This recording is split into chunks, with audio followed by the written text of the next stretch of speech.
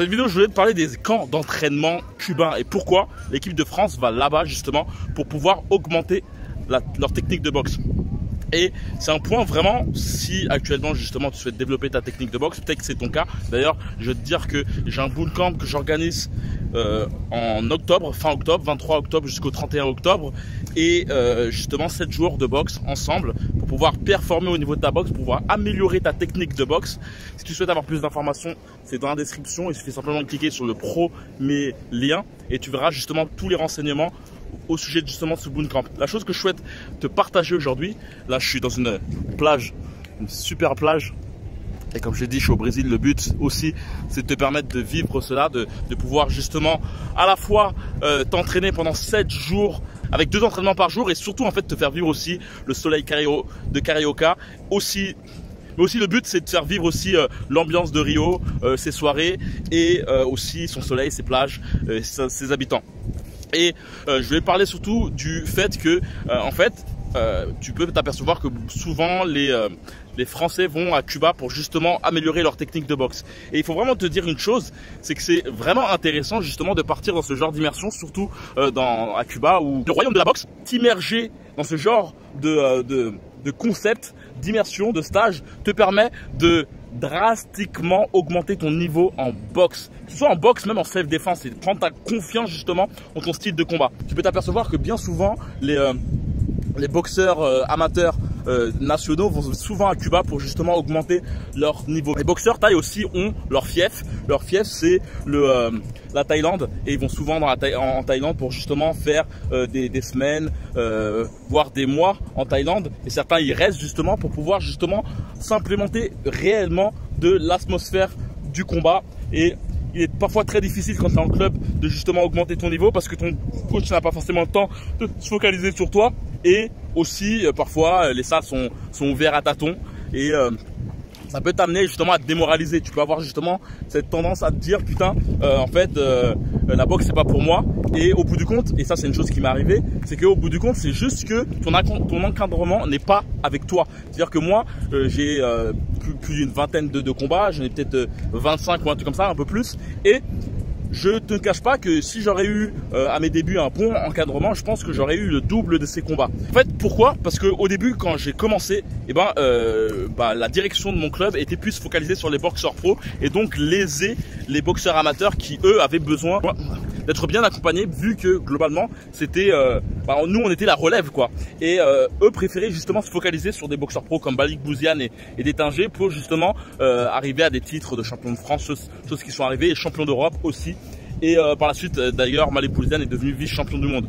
Mais la chose c'est que pendant ce temps-là en fait nous on était totalement lésés, on n'avait pas l'occasion justement de pouvoir boxer, on faisait un combat par an quand dans d'autres clubs faisaient une dizaine de combats.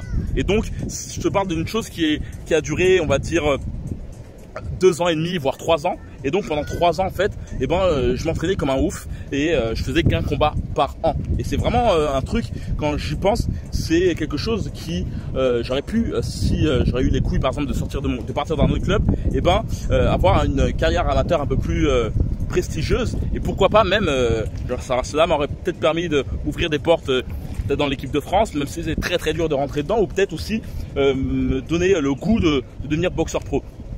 Et peut-être là, actuellement, c'est ton cas, peut-être que toi aussi, justement, tu voudrais augmenter ton niveau, mais dans ton club, c'est pas forcément ça. Tu le ressens. Il y a peut-être une disparité entre les leçons qu'on te donne, toi, et qu'on donne aux anciens ou aux plus expérimentés. Et ça là t'amène justement à être plus ou moins frustré.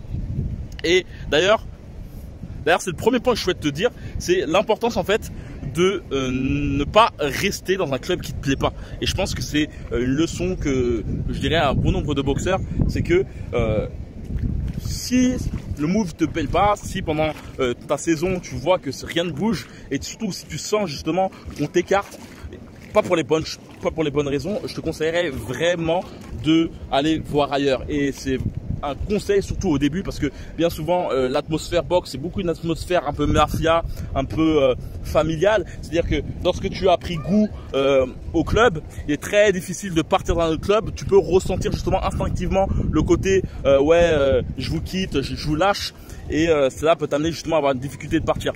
Et donc c'est pour ça que j'ai voulu faire ce bootcamp à Rio de Janeiro.